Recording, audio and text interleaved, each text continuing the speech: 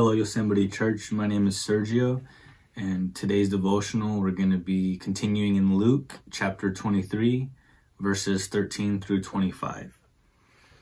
Pilate then called the chief priests and rulers of the people and said to them, "You brought me this man as one who was misleading the people. After examining him before you, behold, I did not find this man guilty of any of your charges. Neither did Herod, for he sent him back to us. Look, nothing deserving death has been done by him. I will therefore punish and release him."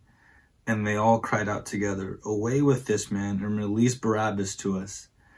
A man who had been thrown into prison for an insurrection started in the city and for murder. Pilate addressed him once more, desiring to release Jesus, but they kept shouting, "Crucify, crucify him." A third time he said to them, "Why? What evil has he done? I have found in him no guilt deserving death. I will therefore punish and release him." But they were urgent, demanding with loud cries so that he should be crucified, and their voices prevailed. So Pilate decided that their demand should be granted.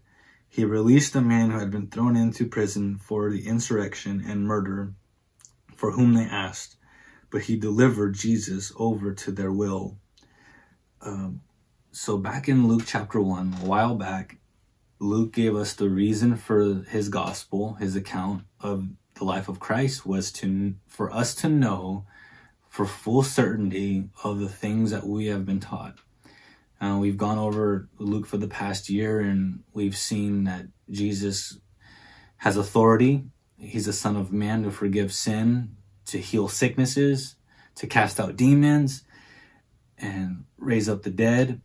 And so now that he's on trial for charges brought up by the Pharisees, Pilate has found him not guilty.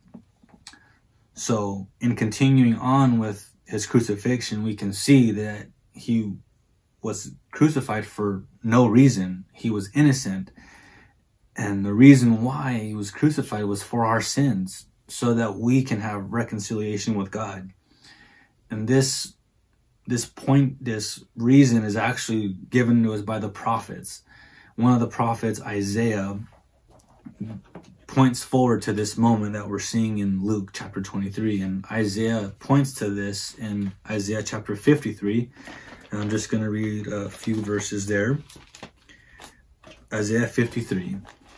"Surely he has borne our griefs and carried our sorrows, yet we esteemed him stricken, smitten by God and afflicted. He was pierced for our transgressions, he was crushed for our iniquities, and upon him the chastisement that brought us peace. With his wounds we were healed.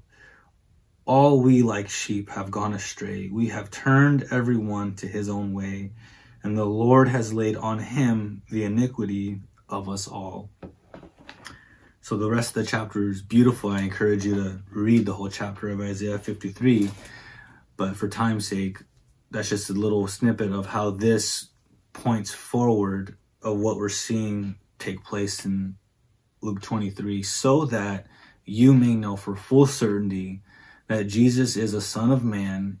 He came to forgive the sins of you and the sins of me, so that we can have restored relationship with God. And that's the good news that we celebrate, that because of the life of Christ, we have restored relationship with God. And I just want to remind you of that and encourage you that Jesus is fully reliable and fully trustworthy of all your hope and all your faith. So God bless you. Have a great rest of the day.